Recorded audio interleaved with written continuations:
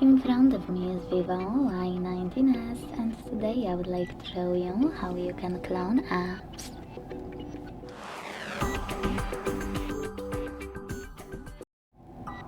Begin by opening Devices Settings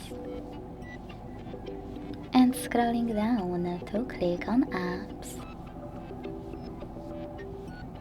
Now scroll again to click on App Clone and use gray switcher next to any app you wish to clone, like Facebook. Then wait, and when your app is ready, go back to check it out. So now when I access my app menu, I can see that Facebook was successfully cloned.